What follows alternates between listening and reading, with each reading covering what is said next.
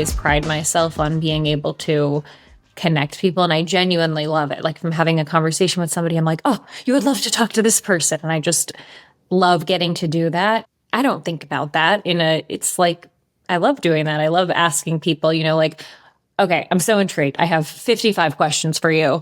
It's nice to see that as a skill that other people see. And I think they see it in a way that's like, and this is why you've been successful in this entrepreneur journey, or, you're so courageous, but you also you're relatable. So you've been able to do these things because you're relatable. So then you have the courage to go. It's so nice to see the things that come naturally to you that are highlighted through other people's eyes.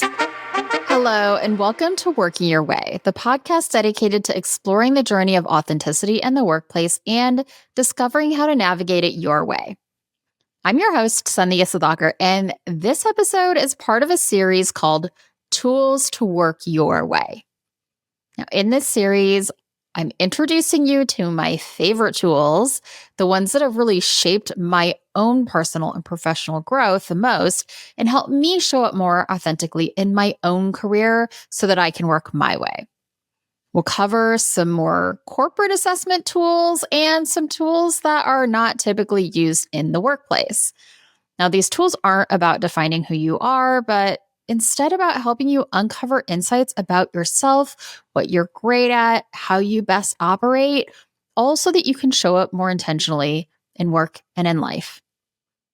So for each of these episodes, I'm bringing on a co-host, someone who's just as passionate about the tool that we're exploring as I am. And whether it's a fellow coach that I've trained with or a friend that I've swapped endless voice notes with about this particular system or framework, we'll dive into our own personal insights, and we're going to talk about how you can use these tools to spark your own journey of self-discovery and growth and use them to work your way. So let's get started. All right. Well, welcome back to Working Your Way, Shereen. I'm excited to have you back on to talk about a totally different topic than we talked about last time. Yes. Thanks for having me. I'm so excited. So just for reference, Shereen was a guest on episode 32, which was all about navigating different generations at work and how we can all work together and understand each other better by understanding kind of the cultural context that we grew up in. But she is back now to co-host an episode of this series with me, talking about a tool called the Reflected Best Self-Exercise, or we'll probably call it the RBSE, throughout the episode. So welcome, Shereen. Do you want to tell everybody who you are and what you do? Yes, thanks. Also known as the crying exercise, but like good crying, I would say. Good tears. Happy tears. Happy tears. Don't worry, we'll talk about that later. We might even cry during this episode. Yes. Overactive tear ducts, as I like to call them. That's just your personality, though. That's true. That's true. That's a triple Pisces thing. So that's a Shereen thing, not necessarily a tool reflection. I'm Shereen. I'm the founder of a company called Curve Collective. I do organizational change consulting, leadership development, and leadership coaching. So very excited to be here. Yes, and one of many partners in crime for me, where we share our tools and our insights and commiserate over things. So this tool is called the Reflected Best Self-Exercise, and you and I both, I think, first encountered it when we were in our master's program at Northwestern. It was a class called Accelerating Learning and Performance. I had to look that up because I remember so much about this class, but the title of the class just never stuck. I was going to say, I really hope she doesn't ask me which class it was from because I'm positive it was the same one, but would have never been able to tell you the title of it. So thank you for doing that. Yeah, I actually went and looked back at the syllabus because I was like, what was the context in which we looked at this tool? But there were a lot of different frameworks and theories around learning about ourselves, reflection, coaching. And so a lot of it was like, how can we learn about ourselves to perform better? And there was a lot of organizational learning context too, but for this particular part, it was really focused on us kind of exploring and doing some of the self-awareness work, which is like my favorite thing to do ever. And before we get into the tool, what was the experience like for for you using it? I think it was the first of like 4 classes when you're going through your coaching certification. And I'm so glad it was, because it's a tool that I've used with clients many times. I remember when they told us to do this, I was like, this sounds horrible. Like, I'm going to just ask people to like dote on me and tell me all of the great things about me, which in theory sounds really nice. But then when you go to ask for like, tell me a time when I was at my best, I see this with clients all the time. They're like, not constructive feedback. I'm like, no, you've got that taken care of. You're already very mean to yourself. Let people say nice things to you. The funniest thing is that I remember when I got the results, I happened to have been at home in Michigan. I was dating my now husband. We were at a Starbucks and I was reading them and I was bawling, like hysterically sobbing. And he was like, we were early on in dating. So he was like, are you good? Are we good? Are you like, what did I do? yeah, like what we were here at this Starbucks studying. You're suddenly like bawling your eyes out. I'm sure the person next to us thought we were in a fight. It was such a humbling and heartwarming, I would say, experience, because I also got so many responses from people that I really admired. And I had, coworkers at the time, which now I'm solo, so I don't. So I did it years ago in 2019, and then I did it again this year. Both really wonderful experiences, but I think it was really cool to see beyond what your coworkers know of you in a work setting. So it was a great experience and nerve-wracking, but so glad I did it twice now. Yeah. Okay, so a little bit of context about the tool. Essentially what it is, for everyone listening, is you ask a bunch of people in your life to share up to 3 stories about you of a time that you were at your best. And it gives you a prompt. And so, they're writing a story about, hey, Shereen threw this party one time and I saw her do this, and she was able to create this experience and yada, yada, yada, right? So they tell this story about you and you collect all these stories and then you kind of mine it for themes. And I'm going to read a little bit just from the actual official Reflected Best Self exercise site. And it's part of University of Michigan's Center for Positive Organizations. But it says, what's special about the RBSE? And based on Shereen's crying in a Starbucks story, you can tell it's a really special tool. I will echo that statement. I'm not a crier, but I definitely cried while I was reading my stories. But it says the RBSE enables you to gain insights into how your unique strengths have positively affected others, to detect patterns in your strengths, and to use those patterns to see your most influential strengths, what we call your impact strengths, more clearly and articulately. Unlike other feedback tools, the RBSE doesn't include negative feedback and isn't limited to self-assessment. Instead, it invites people from all parts of your life to share stories of moments when they've seen you at your best. But the RBSE isn't just a collection of stories that reveal your strengths. It's a powerful tool for using those strengths more often, more confidently, and in more areas of your life.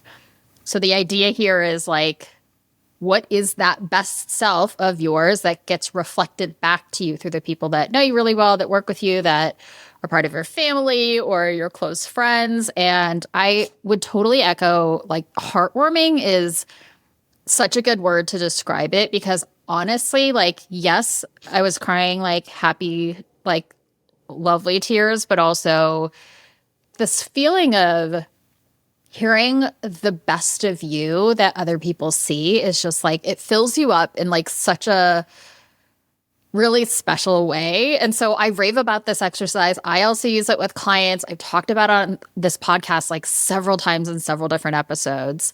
And one of the things that I talk about a lot is these natural strengths, these innate talents, these things that we have that we don't always see because they're things that come really naturally to us. And so because we can have these things that are really easy and that we just truly, I would use the word embody, like they're just part of who we are, that it's really hard for us to see that. And so when it gets reflected back to us by the people that know us really well and that work with us, it's a kind of an enlightening moment, because it's things that you just move through the world doing all the time, but you never really stopped and like thought about or named or had anyone tell you. Because also we love the people in our lives, but like how often do we stop to say, do you know you do this thing that's like so special, you know? Yeah, I was thinking about that earlier too. And it's funny because, especially from coworkers, you know, I think probably our group of friends, and, you know, obviously we share some friends, but just even in who we attract, we have attracted a lot of people who are really good at relaying back to us our strengths, right? And saying things that they see in us. And I think for that, I'm really fortunate. I don't think that that is everybody's experience, and it certainly wasn't my experience prior. So it's funny because when you're in a work setting, you get good feedback, right? But the good feedback is like, hey, you did a great job on that presentation, or, right, it's like, it's way more tactical. Rarely did I ever get feedback that was actually character feedback, right? And if I did, it wasn't in the context of like feedback. It was like, you're so good at, you know, like at a happy hour, like, oh, you can make anyone feel welcome. And it's nice to hear, but in that sort of passing, you don't feel like that's a thematic thing. And when I was reviewing, so the one that I had done in 2019, which was different than the one that I did this year, is I had to give examples of when I was at my best.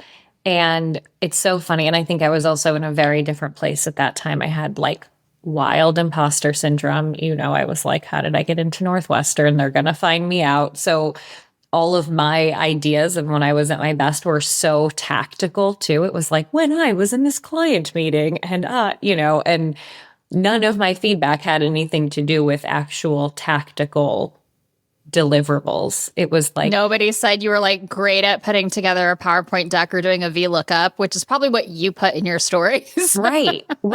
I was like, I'm good at like asking questions, you know, and it's like, Yeah. their translation of that was like, you're good at seeing people, you know, and to me, it's like, everyone can do that. Everyone can ask people questions. Everybody can see people. And it's like, no, that's a skill of yours. And so it was just thinking like, I would have never gotten any of this feedback in a work setting had I not asked for it in this way, because the feedback is always like, oh, you're good at this, and I come to you for this problem solving, but it's never character or like when you see me, right? So it's so cool. So tactically, like what happens basically is you pick a bunch of people. I think they say like up to 20, at least 8, I think is kind of the objective to, you know, to share these stories. And it's only a couple of sentences. There is always a lot of hesitation. I get it. I heard you say it. I get a lot of hesitation from clients to want to do this because they feel like it is going to be a burden to ask people to like share these great things about me. And it's not. Like, I think it's always exciting for people to have that opportunity to do it. And of course, everyone's busy and that kind of stuff. But like, that's kind of maybe a psychological barrier that people have to get past, is just like, just ask them. And people actually like, it's a fun exercise for people to do on your behalf.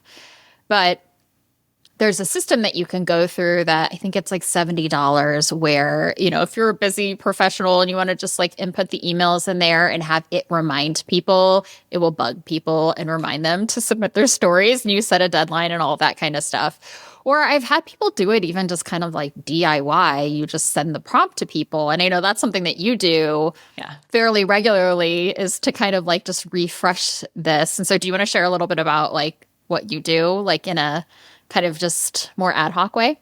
Yeah. So it's funny because I actually had this conversation with somebody earlier today she's a senior in college and she's graduating, and she was telling me the things that she likes to do. And I was like, you know, I want to relay back to you something that you probably think is innate and like something that you just naturally embody, but actually is a really important skill. Obviously, she's going to start looking for work. And so she's trying to figure out like, what is it that I want to do?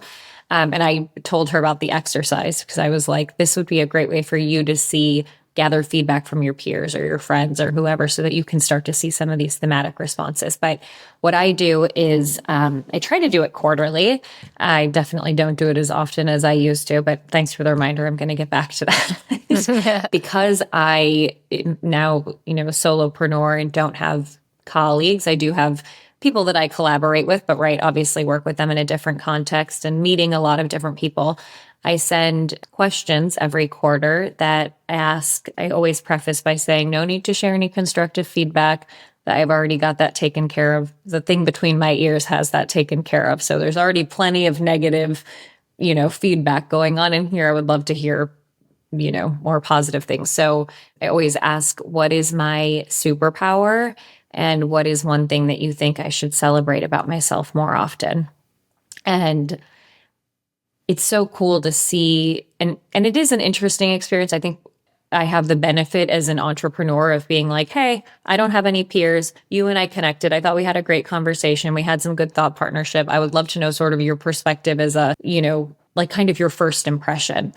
And so I've done the actual reflected best self. I'm pointing to these twice, but I do just try to do that quarterly as an exercise just to see, what do other people see in me? Because my context and my day-to-day is so different than when I was working in an organization and I was doing mostly the same thing every day, right? Now it's like having different conversations. I'm using different muscles. So it's been a really cool exercise to just get that feedback and see and I think people really love to kind of dote on you in that sense, right? Like when we get asked that question, we're like, oh my gosh, I'm so honored that and I've had you fill it out for me. And, it's like, oh, I'm so honored that you asked me this and I'm so happy to fill this out for you. People love to do that. So it's and it's not in a way that you would normally ask for feedback, right? And when you ask your friends for feedback, right? It's like you're going through a breakup or, right? It's like, am I that bad? And that's when you get all of these.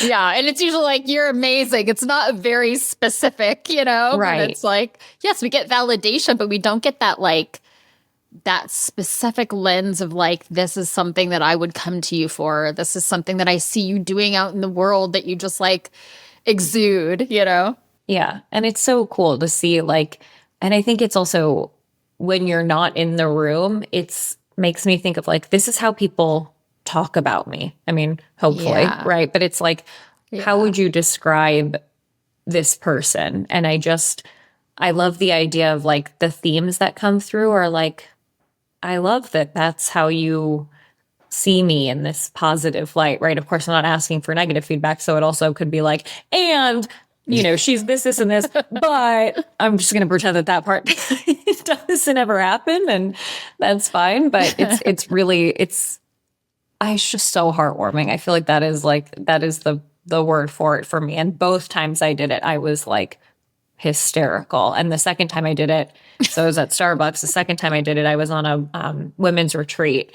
And I had to leave the room and gather myself because I was I think all these women were probably are you good? So just go take a quick breather before we regroup on our, on Did our something themes. happen? You're nope, just doing my assignment. Yeah. No, just my typical day-to-day. Ignore me. The point here, too, that you're making is one, in the corporate world, I think we often are, when we're celebrating something, it's we're celebrating our business results.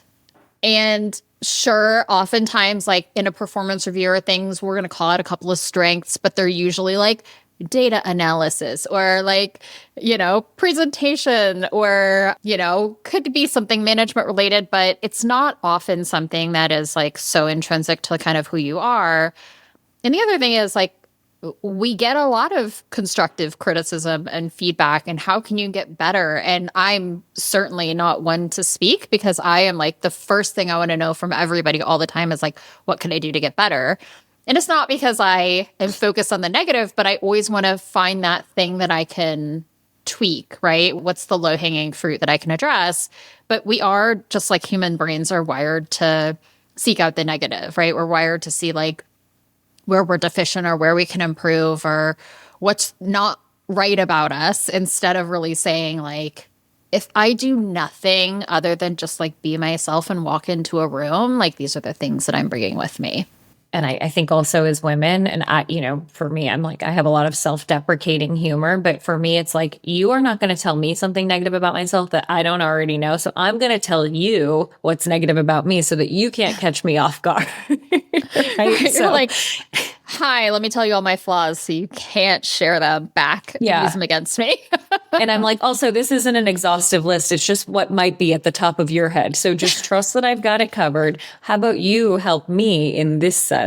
In the other bucket that I need to fill up. Yeah. Yeah. Totally. And I'm like, my strengths are, let me get back to you on that. So I want to talk a little bit about like a couple of the things that each of us took away from the exercise. Did you have I kind of like summarized into, I think I had 5. I have them in front of me. I had 5 kind of like buckets when I wrote my paper for the grad school class for the exercise. And even since then, I'm like, gosh, there's so much more specifics even around all of these things. But I guess I'll just share what the like high level things were, and then we'll get a little more specific. But I had kind of like learning and problem solving, empathy and connection, growth and generosity, experiences and planning, and courage and independence. So those were my 5 like buckets. And then there were things that were like much more specific under those buckets, because I think those are very like big, buckets of words and things like that. But did you have like high level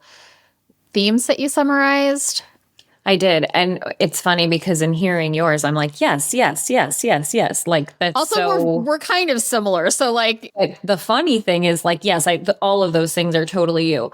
And my like sort of spidey senses went off right when you said that, because I was like, oh, I would never get planning immediately I go to like a deficiency, right? Like I'm like, oh my God, no one would ever, and it's funny because now that I think about it, I actually have a lot of like, you planned my bachelorette party and whatever, but we're so wired to think about like, yeah, I think people would say I'm kind and I'm empathetic and I'm courageous. Oh, they would never call me a planner. Like, so it just, even as you were saying it, and somebody who does a lot of like, I know enough of my, when we go on a trip together, I'm like, you don't want me planning. Okay. You got that. You take care of that. I will do the other things, but that is not my strong suit. But even knowing that and being okay with that, I'm still like, whoa, I would like, that's a deficiency of mine. So that's sort of an interesting reflection for me as you were reading it, to be like, no one would ever say that about me. It's like,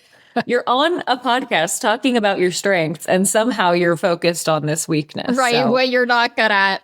Well, so before you talk about your themes, I think that this is also an important point, is that like, when we can recognize those strengths, and I think it just goes so much farther than strengths, right? I still haven't found the best word for it. It's talents, it's things we embody, whatever it is. We can make those calls, right? Like you just did. It's like, listen, could I plan the logistics of our trip together? Sure. But like, is that the best thing for Shereen to be doing? Probably not, And so it's like, okay, let's actually put our energy toward the things that we do best versus, and it's a conversation that like, if you're an executive in a company, it's like, how do you know what to delegate versus what to do yourself? How do you know like how to think about different projects, right? And it's about like directing your energy toward the things that come really easily to you, where you can have the most impact, versus taking on something that you're like, yeah, it's an improvement area of mine. And then it's like, you're sub-optimizing it for everybody and you're struggling through it yourself. So why even, don't do it. Just say no to that thing and like pass it along to someone who's really good at it. Yeah. And I think one of the first times that I realized my strength, or, I agree, it's not really the best term, but is a skill, I would say, is when my previous boss had asked me, we had a new hire joining, and she was like, will you come to lunch with us? Which wasn't normal protocol because that person was going to be joining her team. And so I was like, sure, whatever. I like meeting new people. I'm happy to go to lunch. And I was like, yeah, I'll come, but like, why? And she's like, you're just really good at talking to people and like carrying on the conversation. And I was like, I am. And also like, but I was like, anyone can do that. It's just conversation. Right. So, right. And she was like, but you make people feel like welcome. And I was like, again, anyone can do that. It's not something she saw as a strength of hers. And so when she said that to me, I was like, yeah, I'll join. But, that's weird. And then I was like, oh, I do try to go out of my way to make people feel comfortable, especially as you're joining a new company and it's really hard. It's all of these people are already connected. And so I think that empathy is sort of what she was trying to extend to me. Like, you go out of your way to make sure new hires are comfortable and you don't have to do that. And, so I was like, oh, this is a skill that has paid back. I think some of the feedback, and I'll tell you in a second, but also at my previous company, people would be like, well, you go ask X, Y, and Z person to do, said thing. I was like, sure, that's my friend, but they weren't a friend to everybody. But I'm all like, let's, really big into having a personal relationship. And so then when I had to ask for favors, it was like, of course, we're not coworkers. We have a personal relationship. You have a vested interest in me. You care about me. You know my kids' names or whatever it is. So it was like, it made my life easier. And of course, that's not why I did it. It was like, I did it because I was like, I don't know, I want to know what makes you tick. And I want to know everything about you. And why are you the way you are? And it became a friendship. But then all of these things became so much easier for me. But it wasn't a strategy, right? Like, I wasn't like, and then I have to become friends with this person so that if I ever need X, Y, and Z, I can just go ask them. I remember when she said that to me, I was like, yeah, I'll go out to lunch with you guys. That sounds great. I don't have to do a working lunch. You're going to take me out to lunch? Okay, perfect. Right, you're going to buy me lunch? Super. Yeah. I just have to talk? Okay, great. I love that. I just have to do that thing I already was going to do to that person anyway. 20 questions where you also pay for my meal. Count me in. Sounds great. Yeah, and I think this is probably going to come out in what you're about to read, but like, I think there's this combination of like curiosity and just being a natural connector that you bring to the table where it's like, at least from the outside looking in, I think from the inside too, in most situations, it's like so easy for you because you're like you've got a very natural like way to like diffuse like awkwardness and tension because like you'll throw yourself out there as like the butt of the joke if needed, or you'll like just ask somebody something in a way that feels really natural and like comfortable for them to lean into. And so like that's what she saw in you, I'm sure, and like picked up on. And then it's like one of those things where yes, you're curious and yes, you're good at connecting, but it's like the way that you do it, right? Through like sarcasm and through, just kind of like the warmth that you bring to the table and things like that. So what were the themes that you pulled out?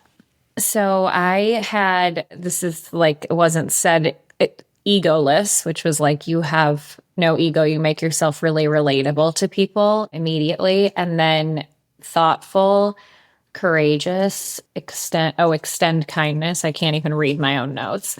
And then making time for everyone, which I, again, like just paid back so well when I was working. And even now, like the connection, I always pride myself on being able to connect people. And I genuinely love it. Like from having a conversation with somebody, I'm like, oh, you would love to talk to this person. And I just love getting to do that. And I think, again, it didn't feel like a, connector. Actually, you were one of the people that made me realize that I'm a connector because you said you're resourceful, but you're resourceful like you always have a person for something, right? If I need something, then I could pick up the phone and call that person because I have a relationship with them.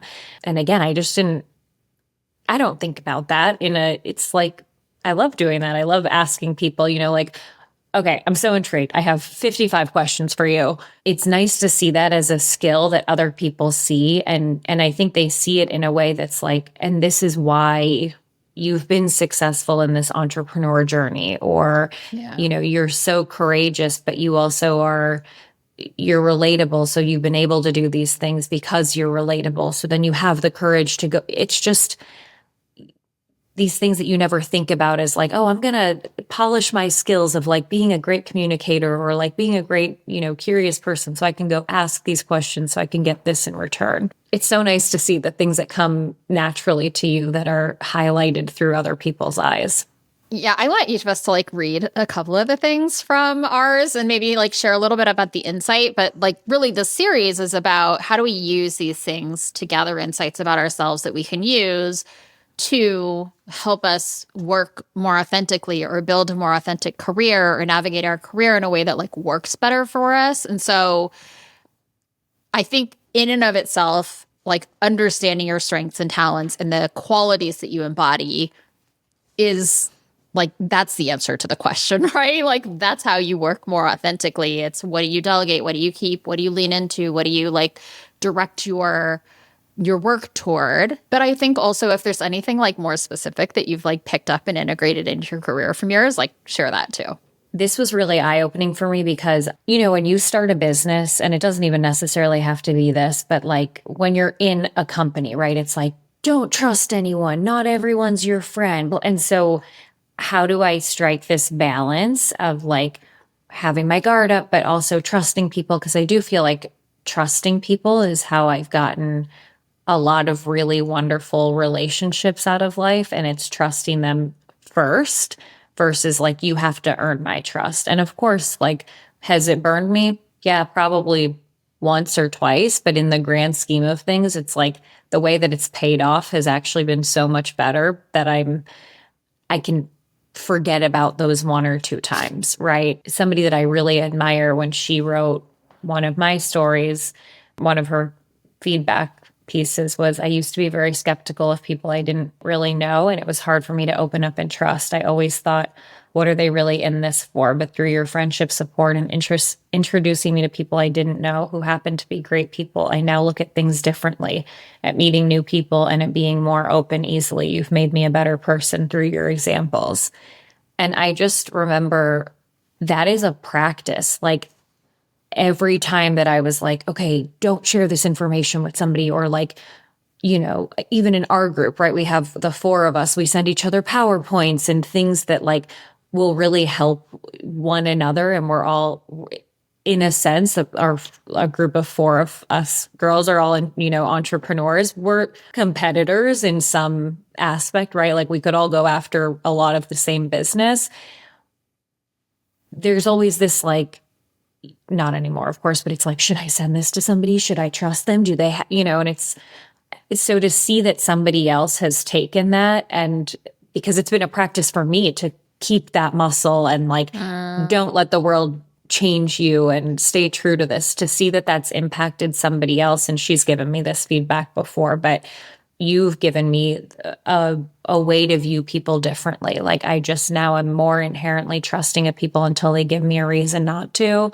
And I feel like I've benefited so much from that it feels like, wow, for somebody else to learn that through my actions is like one of the most rewarding pieces of feedback I think I've ever gotten. Yeah, like somebody noticed this thing that you do. It wasn't like you told them that or coached them around that or like taught them this thing in a PowerPoint lesson or on LinkedIn. Like they just witnessed you doing this thing where you like lean into these relationships and like lead with trust, and like saw you exemplifying that quality and like took that and grew from that, right? Using that and starting to do that too. So I think that's really special and it's really impactful.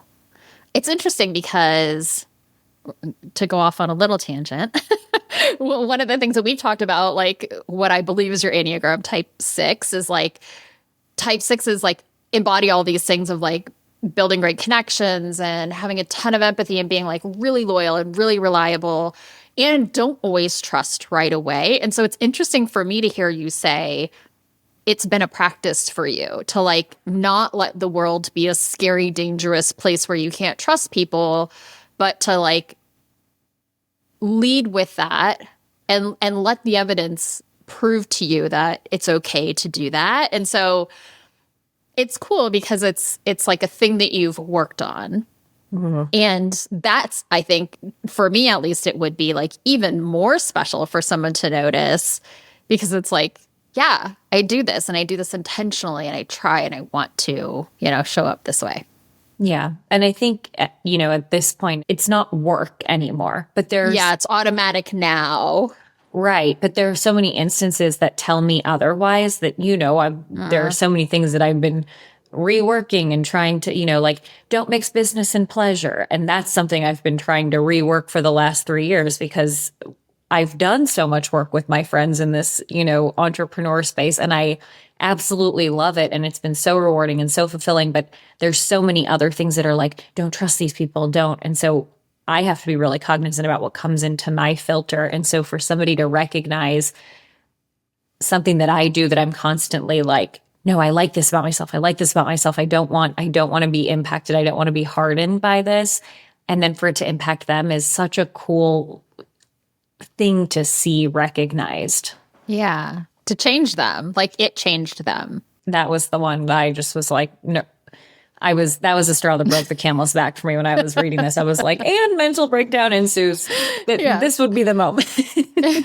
And this is why Alex is like, I didn't do anything to her, looking around the Starbucks. He's like, I don't even know if I know this person. This is bizarre. Yeah. Okay, I'm going to read one. And this is actually funny because I printed out the paper that I wrote for our class, and I had already put some of my favorite quotes on that. And then I was looking through it and I'm like, oh, I actually didn't even, there's one quote that's like stuck with me forever. You have an amazing ability to bring people together. I think the reason is that you meet people wherever they are in their lives, and you're a fantastic connector with people yourself. Therefore, you're also so great at enabling connections between other people. You make people feel comfortable, and therefore bonds between strangers can easily happen when you're working. You're a great icebreaker facilitator. I've been able to find out more in other people when you're there versus than when I interact with them on my own. If I think about it in the context of my career, it's like what I do is I sit with teams and help them have better conversations with each other and share about themselves and like recognize things and bring them forward and like learn about each other. And so it's like just literally facilitating conversation, which is like the most wild thing. If you'd have told me 10 years ago, like I could get paid for sitting and like helping people have better conversations, I'd be like, that's really ridiculous. Like there's no way, And it's like, now that's like the bulk of what I get paid for.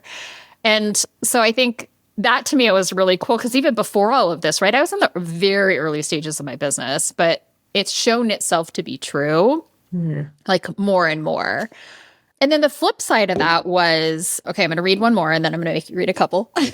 Okay, well, I want to interrupt you first because I think that it's so true, and just that you see people for who they are in this moment without judgment. It's like, I see you for who you are and why you are the way that you are, and how do we bring that to other people? Like, there's no shame, there's no judgment, it just is.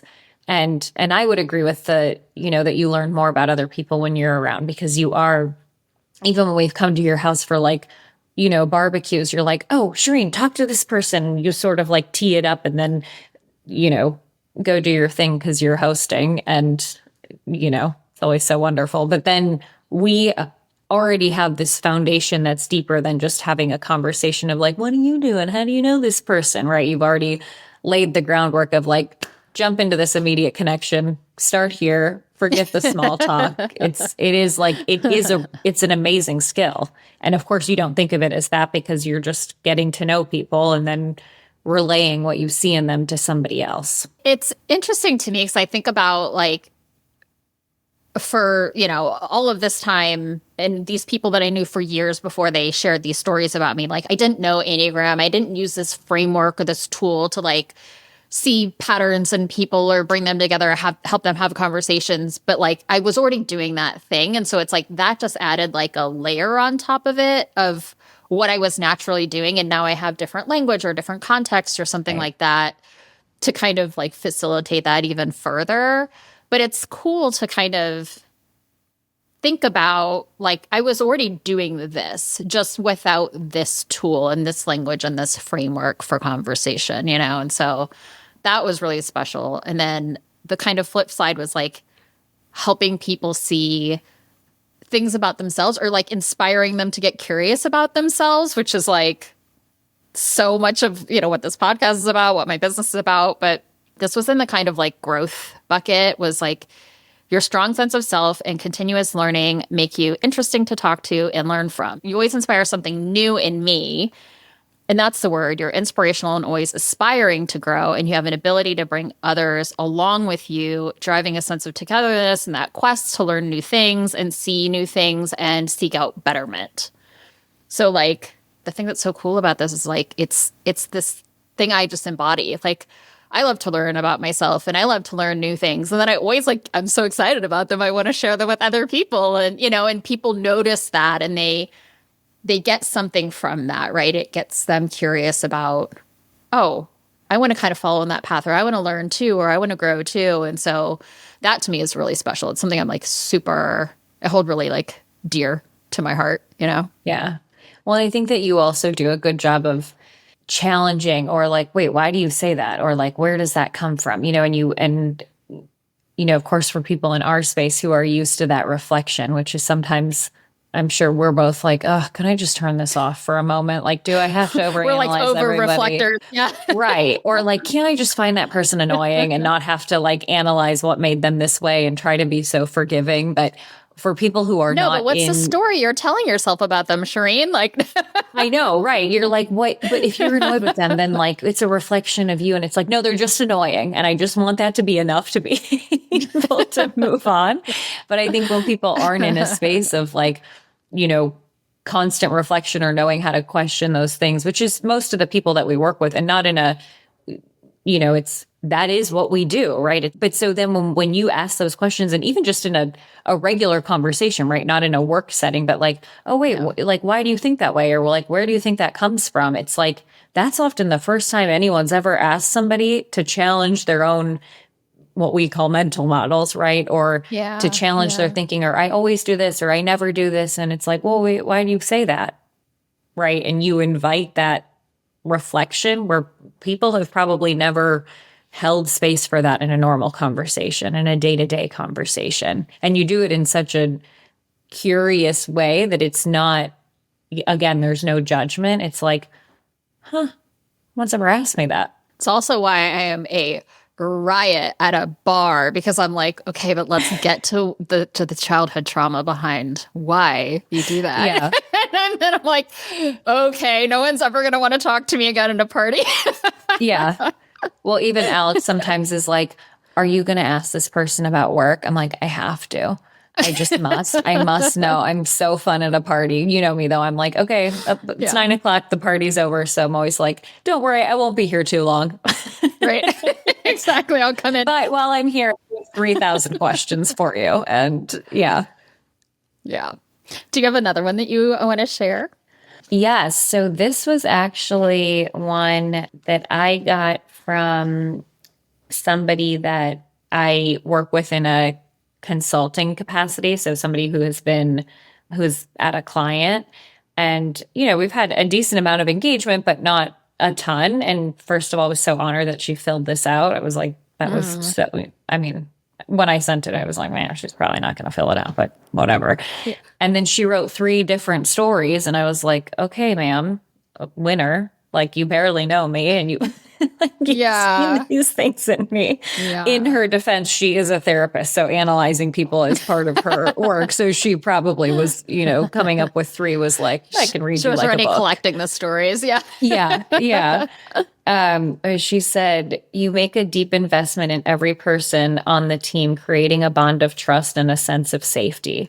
And keep in mind, this is a client I visit, maybe monthly, and have been working with them for a year.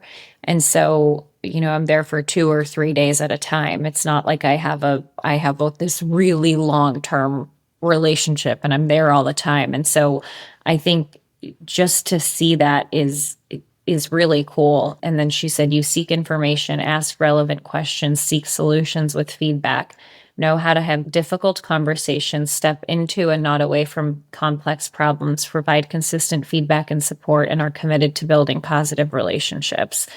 In essence, your strong, compassionate leadership is fostering the development of an open, trusting, and functional environment.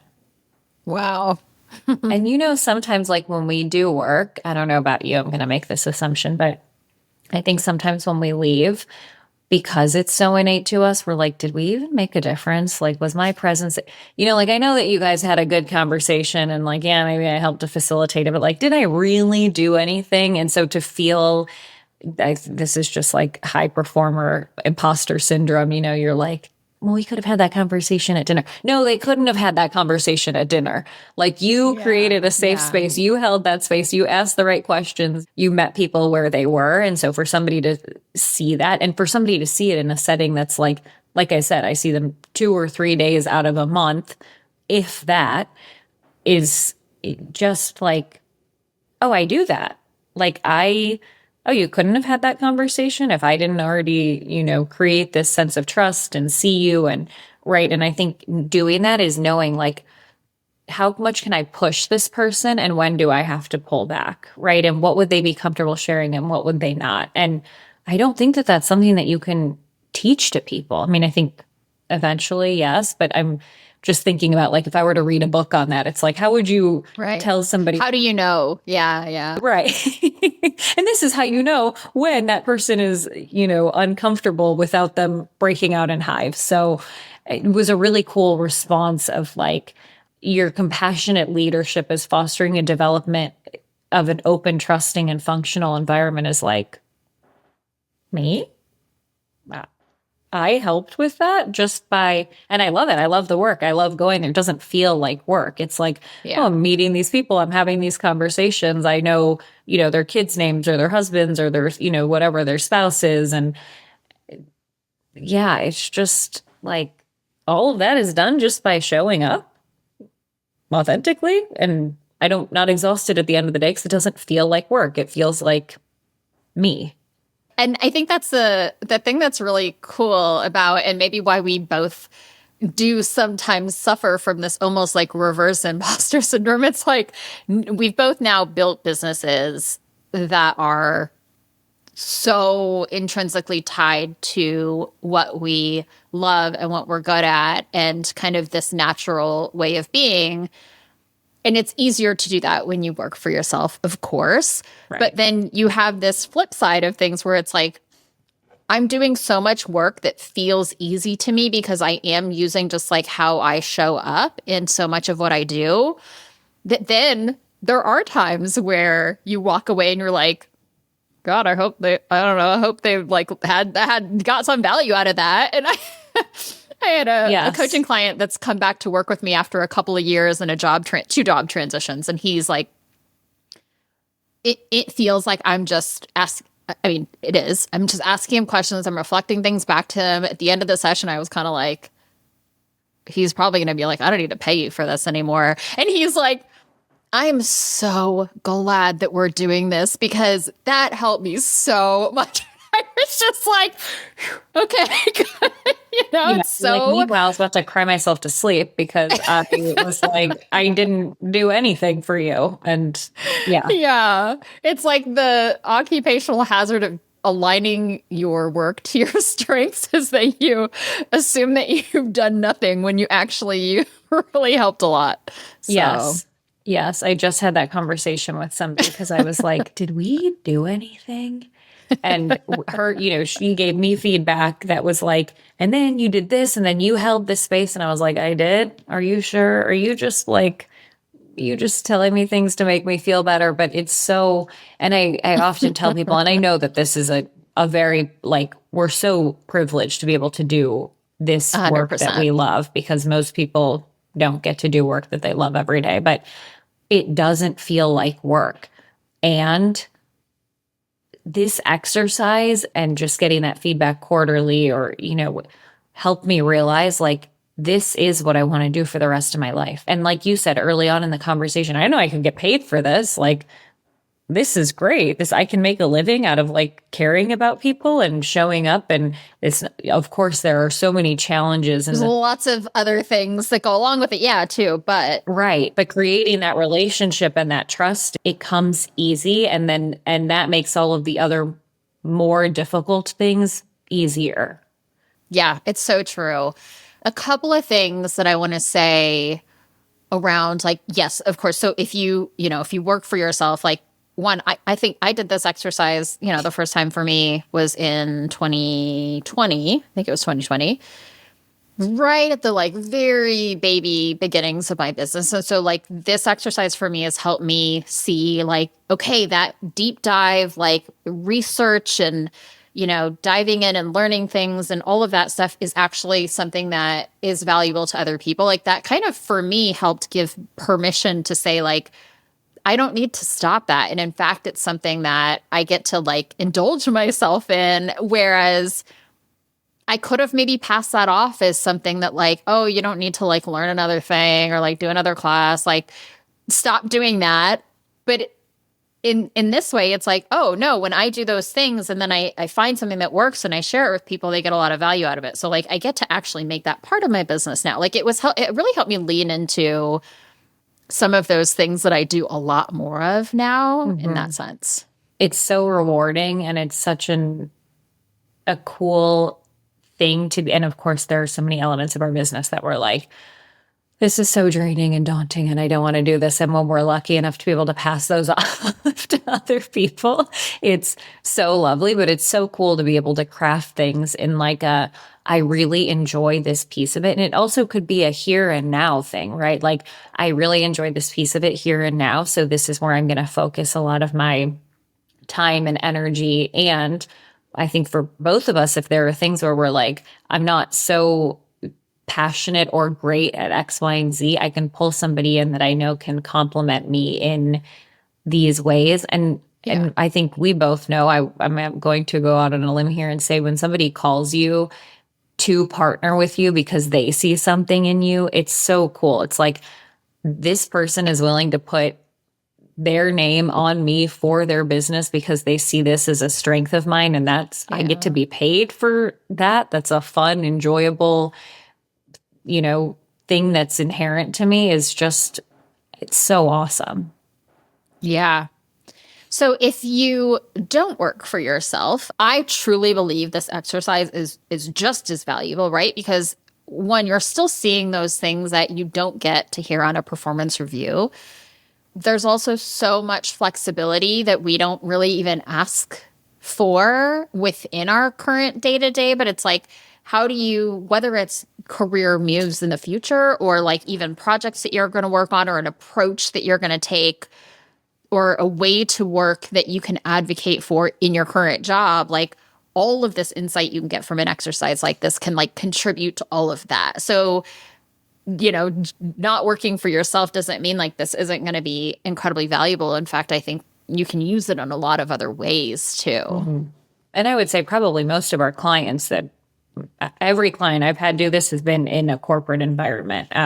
Yeah. And when I did it in 2019, I was still at my company for another 2 years. It just helped me realize like raise my hand for things or suggest things that like we had to restructure our team when I was on it as a pilot and it grew to be something bigger. And I was like, oh, I want to take a stab at restructuring the team because I know the team members, I know the clients, I have part of what makes me tick and obviously what they thought I brought to the table is getting to know people. So instead of having somebody else do it, and try to just build an org chart, it was like, let me do it. Let me do it with intentionality because I know these people, because I can, couple them or make the right team. And it ended up being a huge success, but it's because I realized that this was a strength and not something that everybody else can do, that it wasn't just a wasted exercise. It was like, wait, is it okay if I take a stab at doing that because it's something I enjoy? And obviously you guys see it as a skill of mine, which I never would have raised my hand for before had I not known that like this is a trait of yours that we admire that you bring to the workplace. That I think there's so many ways to also help craft your job. And I say that knowing that it's not as easy, but like to raise your hand for things or to volunteer for things that you're more likely to get a yes around because there's energy around that. And they know that if you are going to do it, it's going to be done well because it's a strength they pointed out to you. Yeah. Even things like, if somebody were to share a story of like, I see you gathering information in this certain way, and like knowing that you could, the next time you're on a project where you have to kind of pull in different perspectives, you could say, oh, this is the way that I work best. Like, let me go and do that thing that someone else saw me do, it is the best way that I can, gather information. And so I'm going to ask for an extra week in the project timeline to like go do this thing really well, So I think there's so many places we can kind of like take these insights and the things that people see in us, recognize them, use them as validation, and then like ask to do them more or find ways to do them more. Yeah, I think there's so much that you can glean from this. And the other thing I would say, if you can send feedback and get feedback quarterly, that's wonderful. But the other thing is I had a folder, and I've always had a folder. Maybe this is just an imposter syndrome thing because I was like, I'm not good at anything. So anytime somebody says something nice to me, I must save it. But I have a folder. You don't have to call it this, but mine says safe forever. You're good at your job. And anytime anybody sends me any compliment, and I joke when I say this in like workshops, I'm like, even if someone's like, I like your shoes, I'm like, I am screenshotting that. I am putting that in my, I'm putting that in my folder. But it's any of that feedback. And, sometimes like the most valuable feedback you get is like over ping, right? Over Teams or something where someone's like, hey, you did a great job with the client today. Or, like, oh, I love that you did X, Y, and Z. Maybe not something that you get in your annual review. I always save those things. And then I go back and look at them mostly when I'm feeling bad about myself. I should probably do it more often. But, I think that that's a great exercise for people. Like as you're starting to collect feedback, it's also really helpful when you're looking for jobs, right? And people are like, what's your strong suit? And, you're trying to come up with like, I'm organized. It's like, here's how you can tell your story. This can help you craft your resume, right? Of course, you're not going to be like, I'm thoughtful. But when people can tell you a story about how your thoughtfulness contributed to the business, you can then use that story for, building your whatever it is you want to do next, building your resume, going through an interview process. There's so much to glean from these insights. Yeah, I think to that point, like this is your personal brand. It's how people see you, right? It's the equity that you have in an organization or in your family or in your friend group or in your community. And so I think this exercise also can contribute a ton to like if you're doing a personal brand exercise, or to me, as I think about it, because I just did this with a client, we went through and we did a core values exercise, of course. And I'm like a big proponent of like, you should have 2, maybe 3, but like 1 or 2 is like really, it's like, what is the thing that makes you you? What do you embody? And there were some things that she had that were kind of more aspirational of like, oh, I strive for balance, or I do this or I do that. And I like really challenge her on those things. I'm like, if it's aspirational, it's not your core values. Like if it's something that you're not doing every day, all day, that like you've always done, it doesn't go in the core value bucket. It can go in the leadership principle bucket. It can go in the goals and, growth areas bucket, and that's fine. But I think for me, this, like, if I've done a values exercises since then and come up with them, and I have 2 and they're growth and connection, and I have more specific definitions for that. But if I think about those 2 things and then I read through all these stories, 100%, it's always there. It's always been there. It already was there. And it's like, I'm someone who wants to grow. I put resources and effort and energy into growing as a person. It energizes me. And like building connections, building deep connections, like doing the hard thing, having the hard conversation, even though it feels really icky, but it's going to make a connection better. Like those types of things are things that I embody. And so this actually could be a really great exercise too, if you're like trying to do a values exercise and if you're trying to like name those things. Yeah, I agree. And I think it's funny because with values, I do find we do try to be so aspirational. Well, I mean, I feel like I run into the same issue, right? It's like, oh, I want this. And it's like, okay, yeah, it's a really good aspiration, but it's not your, so, and I haven't used it in this way. So now I'm like, oh, I'm going to steal that for clients in the future when we're doing values exercises. But yeah, there's so much. If I had to come up with my values right now, I honestly would probably go back through these and just sort of glean, like, what do other people see in me? What am I doing every day that I don't? It's not something I aspire to anymore. It's like, it's me. It's innate in me now.